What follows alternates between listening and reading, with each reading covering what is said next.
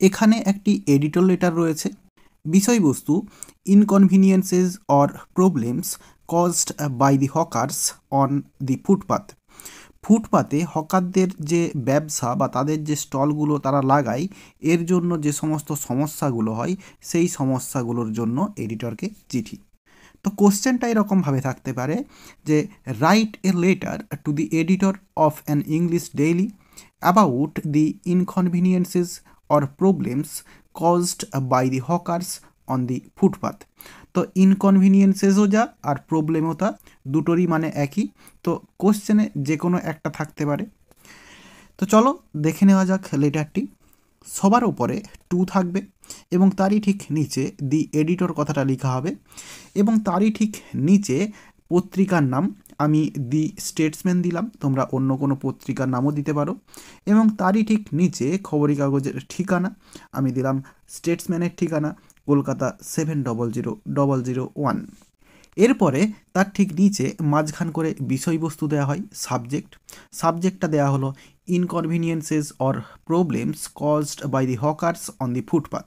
তো তোমরা প্রথমে যে কোশ্চেন পেপারটি তোমাদের থাকবে সেখানে দেখে নেবে কোন কথাটা রয়েছে, ইনকনভিনিয়েন্সেস কথাটা রয়েছে নাকি প্রবলেমস কথাটা রয়েছে। তো যেই কথাটা থাকবে সেই কথাটা তোমরা এখানে লিখবে। বিষয়বস্তু হয়ে যাওয়ার পরে এবং তার ঠিক নিচে বাম দিক করে স্যার বা ম্যাডাম কথাটা লেখা হবে এবং তারই ঠিক নিচে থেকে বডিটা শুরু হবে। তো দেখো বডিটি, I shall deem it a favor if you allow me a little space in your paper to draw attention of government about inconveniences or problems caused by the hawkers on the footpath। তো এখানেও একই রকম ইনকনভিনিয়েন্সেস বা problems যে কথাটা থাকবে question পেপারে সেই কথাটা এখানে লেখা হবে। তাহলে মানেটা দেখো, আই শ্যাল ডিম ইট এ ফেভার, আমি একটি আনুকূল্য বা দয়া বলে মনে করব। ইফ ইউ অ্যালাউ মি, যদি আপনি আমাকে অনুমতি করেন, এখানে অনুমতি করেন বলতে দেন, এ লিটিল স্পেস, একটি ছোট্ট জায়গা, ইন ইউর পেপার, আপনার কাগজে, অর্থাৎ আপনার কাগজে যদি আমাকে একটু জায়গা দেন। টু ড্র অ্যাটেনশন, মনোযোগ আকর্ষণ করতে, অফ গভর্নমেন্ট, সরকারের, অ্যাবাউট ইনকনভিনিয়েন্সেস অর প্রবলেমস, অর্থাৎ সমস্যাটা সম্পর্কে, কজড বাই দি হকার্স, যেগুলো হকারদের দ্বারা তৈরি হয়, অন দি ফুটপাতে। এরপর প্যারা করে লেখা হবে, the problem caused by the hawkers is gradually increasing day by day. তাহলে বলছে এই হকারদের দ্বারা যে সমস্যাটা তৈরি হয় এই সমস্যাটা দিন দিন বেড়েই চলেছে।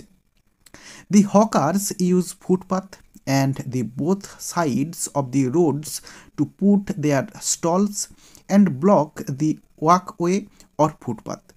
তো বলছে দি হকাররা ইউজ, ব্যবহার করে, ফুটপাথটিকে, and the both sides of the roads, এবং রাস্তার দুটি সাইডকে, টু পুট দেয়ার স্টলস, তাদের দোকান লাগাতে, and block the walk away or footpath, এবং চলাফেরার যে জায়গা বা ফুটপাথটাকে সেটা তারা ব্লক করে দেয়। এরপরে these obstruct the free movement of the passers by because of the narrowing of space. তো বলছে দিজ, এইগুলি অর্থাৎ এই যে স্টলগুলি যারা হকাররা লাগায় সেগুলি, অবস্ট্রাক্ট বাধা দান করে, দি ফ্রি মুভমেন্ট মুক্তভাবে ঘোরাফেরা বা চলাফেরাটাকে, অফ দি পাসার্স বাই অর্থাৎ পথচারীদের, because of the narrowing of space, কারণ হচ্ছে যে স্পেসটা, চলাফেরার যে জায়গাটা সেটা সরু হয়ে যায়, কম হয়ে যায়। এরপরে the passers by have to walk along the narrow space by pushing, dashing, elbowing or shouldering one another. তো বলছে দি পাসার্স বাই, পথচারীরা, হ্যাভ টু ওয়াক, তাদেরকে হাঁটতে হয়, অ্যালং দি ন্যারো স্পেস, ওই সরু জায়গা দিয়ে, by pushing, dashing, elbowing or shouldering. তো বলছে পুশিং মানে ঠেলাঠেলি করে, ড্যাশিং মানে ধাক্কাধাক্কি করে, এলবোয়িং কুয়ানি গুঁতো দিয়ে, অর শোল্ডারিং, তো শোল্ডারিং মানেও ওই ধাক্কাধাক্কি বলা যেতে পারে। তো ঘাড় বাঁকিয়ে এরকম করে যে চলাটা সেরকম, ওয়ান অ্যানাদার, একে অপরের সঙ্গে। এরপরে sometimes they compelled to walk along the streets which causes traffic jam and frequent accidents.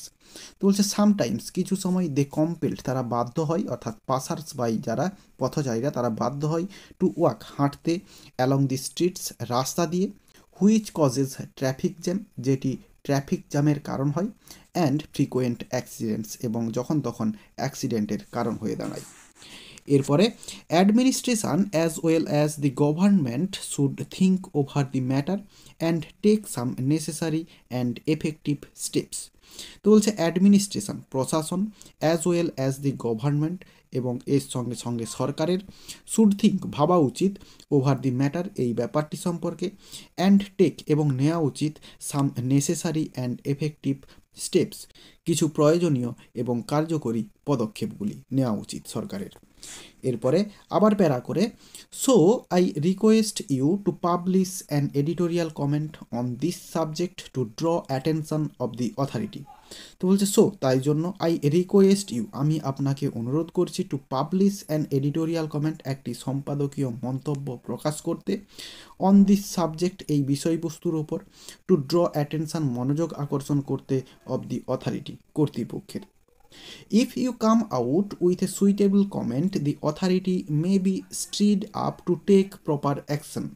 তো বলছে ইফ ইউ কাম আউট যদি আপনি বেরিয়ে আসেন বা বের করেন উইথ এ সুইটেবল কমেন্ট অর্থাৎ উপযুক্ত মন্তব্য নিয়ে বা উপযুক্ত প্রবন্ধ নিয়ে এখানে the authority may be stirred up কর্তৃপক্ষ নড়ে চড়ে বসতে পারে টু টেক প্রপার অ্যাকশন উপযুক্ত পদক্ষেপ নিতে। তো এইভাবে বডিটি শেষ হয়ে যাবে এবং তারপরে তার ঠিক নিচে বাম দিক করে থ্যাঙ্কিং ইউ কথাটা লেখা হবে এবং তারই ঠিক নিচে ডান দিক করে লেখা হবে ইয়োর্স ফেথফুলি এবং তারই ঠিক নিচে নিজের নাম হবে টাইটেল সহ যে লিখছে তার নাম এবং তারই ঠিক বাম দিকে প্লেস হবে যে জায়গাটা থেকে লেখা হচ্ছে সেখানকার নাম হবে এবং ডেট হবে যেই ডেটে চিঠিটা লেখা হচ্ছে এবং এইভাবে এডিটর লেটারটি শেষ হয়ে যাবে। তাহলে আশা করি বোঝাতে পারলাম। ভিডিওটি ভালো লেগে থাকলে একটি লাইক করো এবং বন্ধুদের মধ্যে শেয়ার করো এবং আমার এই চ্যানেলে নতুন হলে চ্যানেলটি সাবস্ক্রাইব করে পাশে থাকা বেল আইকনটি প্রেস করার পরের ভিডিওগুলি সবার আগে পাওয়ার জন্য।